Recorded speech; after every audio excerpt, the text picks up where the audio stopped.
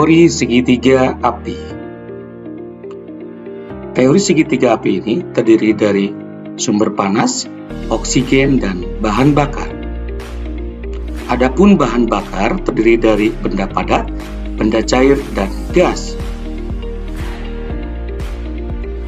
Di mana sumber panas terdiri dari api dan sumber listrik, serta oksigen terdiri dari udara yang berada di sekitarnya.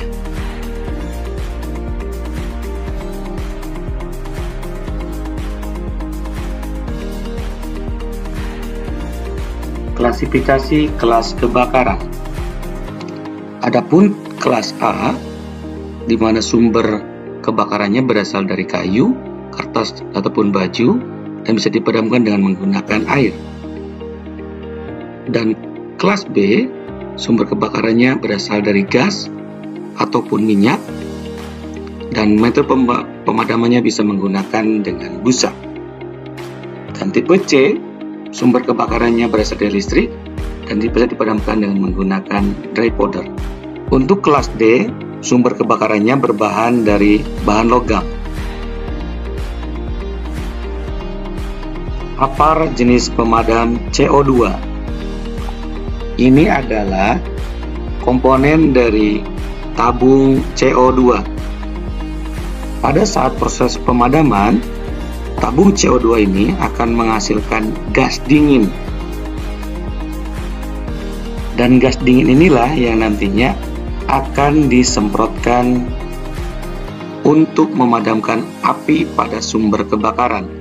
Ini adalah proses pengeluaran dari gas dingin tersebut yang dikeluarkan melalui corong pada tabung CO2. Berikut adalah cara bagaimana memegang corong pada tabung CO2.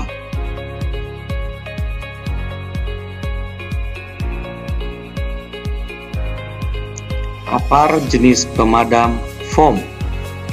Berikut adalah komponen dari tabung pemadam yang berjenis foam, di mana ada tabung dalam yang nantinya akan diisi oleh bubuk A, serta ada tabung luar yang nantinya akan diisi oleh bubuk B. Berikut cara memegang ujung pada nozzle. Sebelum digunakan, ujung ditekan terlebih dahulu sehingga cairan antara tabung luar dan tabung dalam akan bercampur. Pada saat terjadi campuran antara tabung dalam dan tabung luar, maka akan bereaksi kemudian menghasilkan cairan busa yang bertekanan tinggi keluar dari selang.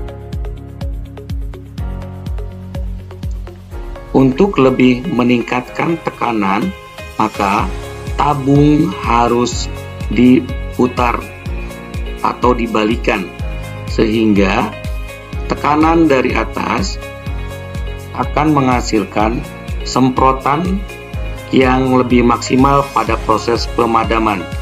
Dan jangan lupa tembakkan foam tersebut ke dinding benda yang ada di sekitar api.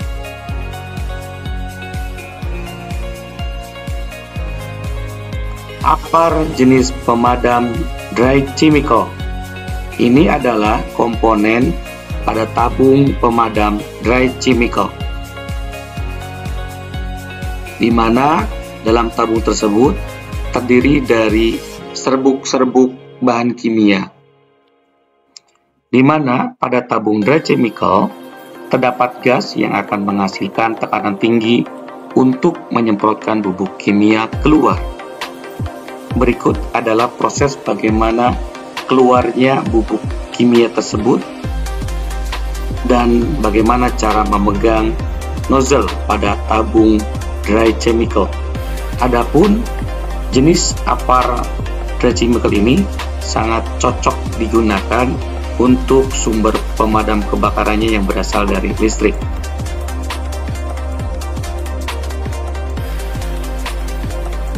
Apar jenis pemadam water atau air.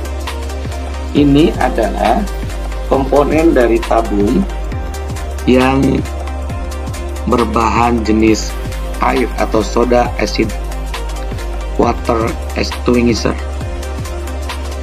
di mana pada tabung ini berisi tekanan tinggi yang akan mendorong air pada tabung akan disemprotkan dengan tekanan tinggi yang berasal dari katup bagian atas, kemudian akan bercampur memberikan tekanan dari dalam tabung untuk dikeluarkan pada nozzle pada proses pemadaman kebakaran.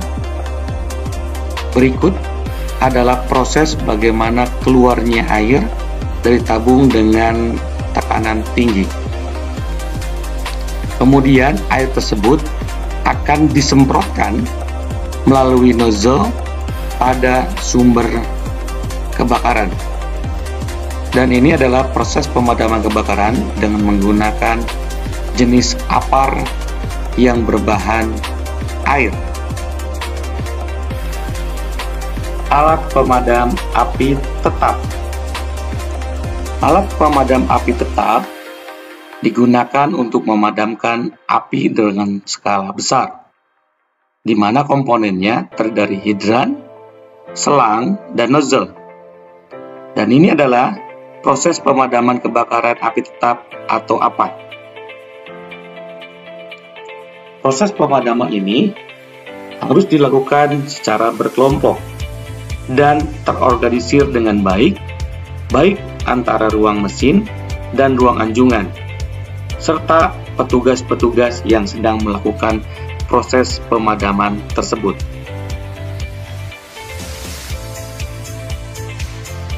Bila telah selesai, maka petugas atau perwira harus melaporkan kepada anjungan dengan melaporkan bahwa proses pemadaman telah selesai dilakukan.